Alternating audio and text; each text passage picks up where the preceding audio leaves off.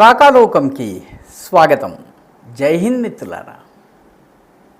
ఇటీవల జూలై 11వ తారీఖున ఉత్తరప్రదేశ్లోని మహారాజ్గంజ్లో ఉన్నటువంటి సనౌలీ దగ్గర ఒక అమెరికన్ పౌరుడు నేపాల్లోకి వెళ్తుండగా పట్టుబడ్డాడు. అతన్ని ఆగమని సీమా సశస్త్ర బల్ ఎస్ఎస్బి అంటారు.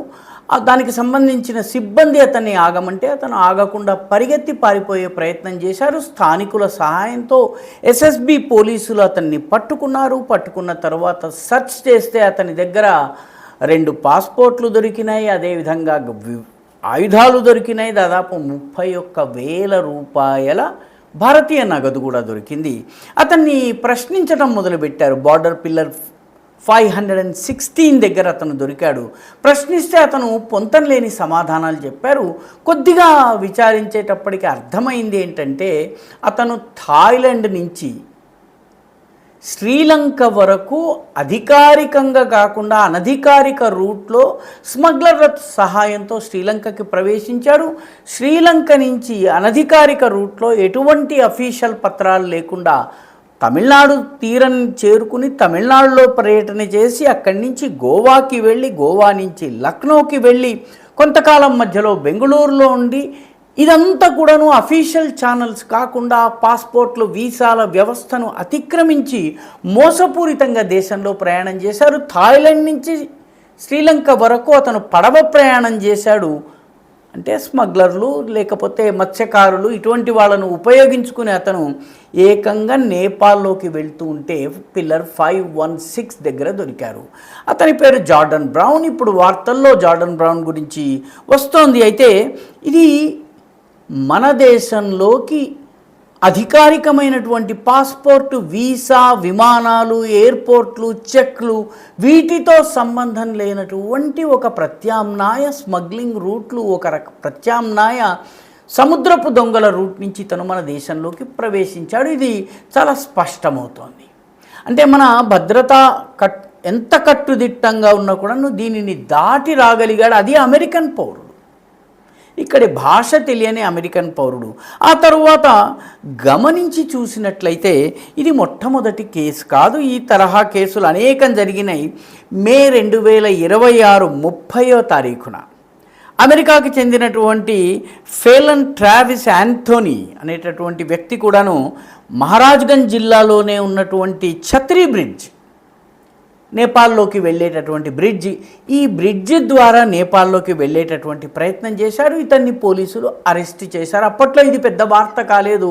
రహస్యంగానే అతన్ని విచారణ చేయటము, అసలు ఏమిటి ఈ రహస్య మార్గాలు ఏమిటి, రహస్య ప్రయాణాలు ఏమిటి, వీళ్ళెవరు, వీళ్ళు అమెరికన్ ఏజెంట్లా, సీక్రెట్ ఏజెంట్లా, లేకపోతే నేపాల్లో ఉన్నటువంటి క్రైస్తవ మిషనరీలకు సాయం చేయడానికి వెళ్తున్నారా, లేకపోతే ఐఎస్ఐతో ఏదైనా సంబంధాలు నెలకొల్పే ప్రయత్నాలు చేస్తున్నారు. ఈ దర్యాప్తు కొనసాగుతుంది.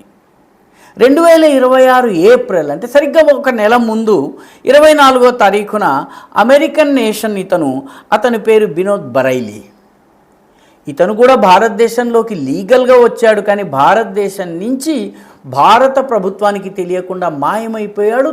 చిట్టచివరికి ఆయన సిలిగుడి కారిడార్ దగ్గర తేలాడు. అత్యంత సంవేదనశీలమైనటువంటి, అత్యంత కీలకమైనటువంటి, భద్రతాపరంగా చాలా ముఖ్యమైనటువంటి సిలిగుడి ఏరియాలో ఉన్నటువంటి పానీ టంకీ ఏరియాలో దొరికారు. ఇతన్ని కూడా పోలీసులు పట్టుకున్నారు. పట్టుకున్నప్పుడు ఇతని దగ్గర 21,500 అమెరికన్ డాలర్స్ ఉన్నాయి. వీటిని ఆయన ఎక్కడ కూడాను నమోదు చేయలేదు. అంతకు ముందు మార్చి నెల, అంటే ఒక్కొక్క నెలకి ఒక్కొక్క సంఘటన జరుగుతోంది. మార్చి నెలలో మార్చి 13వ తారీఖున మాథ్యూ ఆరన్ వాన్ డైక్ కలకత్తా ఎయిర్పోర్ట్లో దొరికారు.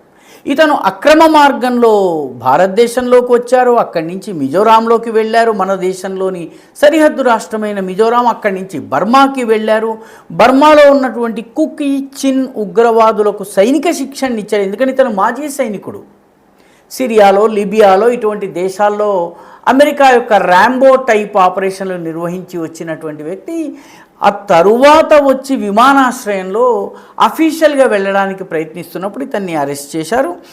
ఇతనితో పాటు 6 యుక్రేనియన్స్, వీళ్ళు కూడాను మిజోరాం మీదుగా మ్యాన్మార్లోకి వెళ్ళి సైనిక శిక్షణ ఇచ్చి తిరిగి వచ్చి అఫీషియల్గా లక్నోలో అదేవిధంగా ఢిల్లీలో విమానాశ్రయాల్లో విమానం ఎక్కే ప్రయత్నం చేస్తుంటే అరెస్ట్ అయ్యారు. ఇదంతా చూస్తున్నట్టయితే మన దేశంలోకి అమెరికన్ ఏజెంట్ల యొక్క రాక, రహస్య మార్గాల ద్వారా, దొంగదారుల ద్వారా, అధికారిక ఛానళ్ళకి విరుద్ధంగా మారు పేర్లతోటి, మారు పత్రాలతోటి, చాలా సందర్భాల్లో అసలు పాస్పోర్ట్ కూడా ఉండదు, ఈ రకంగా ఎందుకు ప్రవేశిస్తున్నారు? వీళ్ళందరూ నేపాల్కి ఎందుకు వెళ్తున్నారు? మిజోరాంకి ఎందుకు వెళ్తున్నారు?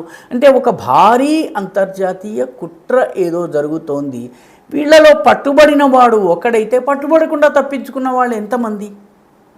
లెక్కలేదు. ఇవన్నీ గనుక ఆలోచిస్తున్నట్టయితే 1995కి మనం వెనక్కి వెళ్ళాలి. 1995లో పురూలియా, పశ్చిమ బెంగాల్లోని పురూలియాలో ఒక అమెరికన్ విమానము భారతదేశపు గగనతలాన్ని అతిక్రమించి వచ్చి విమానం నుంచి 4 కన్సైన్మెంట్ల ఆయుధాలని వేసేసి వెళ్ళిపోయింది. ఈ 4 కన్సైన్మెంట్ల ఆయుధాల్లో AK-47s ఉన్నాయి, రకరకాల రాకెట్ లాంచర్స్ ఉన్నాయి. ఇవన్నీ మన దేశంలోకి ఎందుకు వచ్చాయి, అప్పుడు ఎవరి కోసం ఇదంతా అని చెప్పేసి చాలా పెద్ద ఎత్తున విచారణ జరిగింది. అప్పుడున్నటువంటి అస్థిర ప్రభుత్వాలు, పూర్తి మెజారిటీ లేదు, అమెరికాతో సత్సంబంధాలు కోరుకుంటున్నటువంటి ప్రభుత్వాలు అప్పుడప్పుడే అణ్వస్త్ర పరీక్షల తరువాత ఆంక్షలను ఎత్తివేయించే ప్రయత్నంలో సాగిలపడి ఉన్నటువంటి సర్కారు, ముఖ్యంగా ఈ కూటమి ప్రభుత్వాలు ఉన్నటువంటి సమయంలో ఈ పురూలియా ఆర్మ్స్ డ్రాప్ జరిగింది. యాంటోనోవ్ AN-26 విమానాన్ని తీసుకొచ్చి ఆ విమానంలోంచి 4 టన్నుల ఆయుధాలు వేశారు. అందులో AK-47 రైఫిల్ ఉంది. దీన్ని వేసినటువంటి పైలట్ పేరు కిమ్ డేవీ. అరెస్ట్ అయినప్పుడు అతను చూపించిన పత్రాలన్నీ కూడా కిమ్ డేవీ పేరు మీద ఉన్నాయి. కానీ అతన్ని ప్రశ్నిస్తే అతని అసలు పేరు నీల్స్ క్రిస్టియన్ నీల్సన్. అయితే ఇతన్ని విడిపించేందుకు అమెరికా ప్రభుత్వం చెయ్యని ప్రయత్నం లేదు. అప్పుడున్నటువంటి బలహీన ప్రభుత్వాలు ఇతన్ని వదిలిపెట్టేశాయి. ఇప్పటి వరకు పురూలియా ఆర్మ్స్ కేస్ సాల్వ్ కాలేదు. అంటే ఈ దేశంలోకి విదేశీయులు సక్రమ మార్గం కాకుండా అక్రమ మార్గం ద్వారా రావడము మొత్తము కేవలం భారతదేశం మాత్రమే కాదు, భారతదేశంతో ముడిపడి ఉన్నటువంటి నేపాల్, బంగ్లాదేశ్, ఈ దేశాలన్నింటిలో కూడా స్పైయింగ్ చేస్తూ ఉన్నారు. ఇటీవల కొంతకాలం క్రితము, గతేడాది ఆగస్టు 31, 2025 నాడు అమెరికాలో బంగ్లాదేశ్లోని ఢాకాలో వెస్టిన్ హోటల్ ఉంది. ఆ వెస్టిన్ హోటల్లో ఉన్నటువంటి రూమ్ నంబర్ 808లో ఒక అమెరికన్ చనిపోయాడు. చనిపోయినప్పుడు వెతికి చూస్తే ఆయన మామూలు అమెరికన్ కాదు, అమెరికాకి సంబంధించినటువంటి సీనియర్ ఇన్స్పెక్టర్ జనరల్. ఆయన పేరు టెరెన్స్ ఆర్వెల్ జాక్సన్. ఈ టెరెన్స్ ఆర్వెల్ జాక్సన్ బంగ్లాదేశ్లో చనిపోయిన సమయానికే షాంఘై కోఆపరేషన్ ఆర్గనైజేషన్ చైనాలో జరుగుతోంది. ఆ చైనాలో జరుగుతున్న సమావేశంలో నరేంద్ర మోదీ పైన హత్యా ప్రయత్నం జరిగింది. నరేంద్ర మోదీ పైన హత్యా ప్రయత్నం చేస్తున్నారని తెలిసిన తరువాత మోదీ తాను ఎక్కవలసినటువంటి కారు ఎక్కకుండా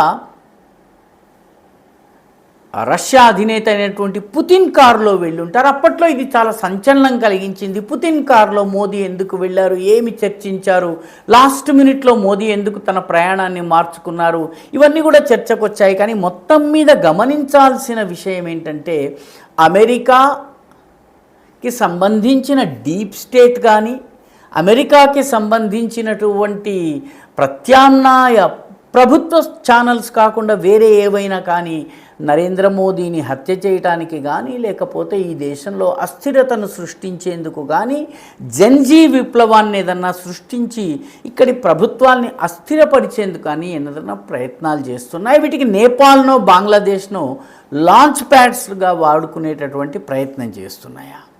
ఇది ఆలోచించదగ్గ విషయము. మన ఇంటెలిజెన్స్ వర్గాలు ఇప్పటికే వీటిపైన ఆలోచన చేస్తున్నాయి, వీటికి సంబంధించినటువంటి లోతుల్లోకి వెళ్తున్నాయి. ఏదేమైనప్పటికీ ఇవి ఆందోళన కలిగించేటటువంటి పరిణామాలు. ఈ వీడియో మీకు నచ్చినట్టయితే లైక్ చేయండి, షేర్ చేయండి, ఈ ఛానల్కి సబ్స్క్రైబ్ చేయండి. మీ అభిప్రాయాన్ని కమెంట్ల రూపంలో తప్పనిసరిగా పంపించండి.